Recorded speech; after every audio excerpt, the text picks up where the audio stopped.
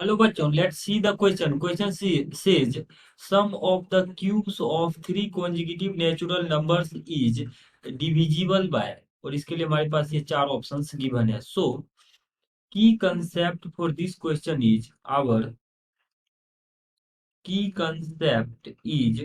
value of a plus b to the power 3 is a cube plus b cube plus 3a square b plus 3ab square, and similarly a minus b cube is equals to a cube minus b cube minus 3a square b plus 3ab square. हम इन दो identities का use करेंगे given question को solve करने में. अब देखिए question कर रहा है sum of the cubes of three consecutive natural numbers is divisible bye.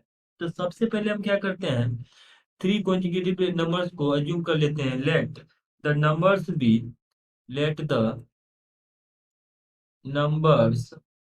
B, three consecutive number को अज्यूम कर लेते हैं a minus one, A and A plus one से. ये हमारे पास थ्री कॉन्जिक्यूटिव नंबर है.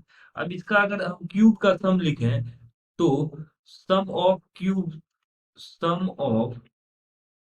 क्यूब्स ऑफ दीज नंबर्स, इन नंबर्स के क्यूब का सम अगर लिखे दिया जाएगा a minus one, so this will be a minus one का cube plus A cube plus A plus one का क्यूब. ये ऐसा बन जाएगा. अब देखिए इसको अगर हम सॉल्व करके लिखें तो ये आ जाएगा ए क्यूब, यहाँ से ए माइनस बी का फॉर्मूला लगाते हैं तो A cube minus B cube यानी minus one minus 3a square plus 3ab square, that is 3a आ जाएगा. प्लस का ए क्यू नेक्स्ट टर्म तो है ही, और यहाँ ए प्लस बी का होल क्यू लगेंगे तो A cube plus B cube plus 3a square B plus 3ab square, simply ऐसा बन जाएगा. अगर हम इसको सिंप्लीफाई करके लिखें so this can be written as, अब देखिए ये आ जाएगा ए क्यूब, यहाँ पर भी है और यहाँ पर भी है, तो ओवरऑल और एक और क्यूब है तो सो क्यूब वाला टर्म थ्री टाइम्स ए क्यूब है. अगर स्क्वायर के हिसाब से देखें तो स्क्वायर जो है 3a स्क्वायर है यहाँ पे और 3a स्क्वायर, तो ये कैंसिल आउट हो जाएगा. कांस्टेंट टर्म भी वन है, कैंसिल आउट हो जाएगा, तो ये बन जाएगा सिंपली 6a के इक्वल. अब ये आ रहा है 6a के इक्वल, तो इसको हम क्या करते हैं 3a into A square plus to कर लेते हैं. 3a into A square plus to लिख लेते हैं. तो क्यूब का सम जो है ये आ रहा है basically 3a into A square plus to.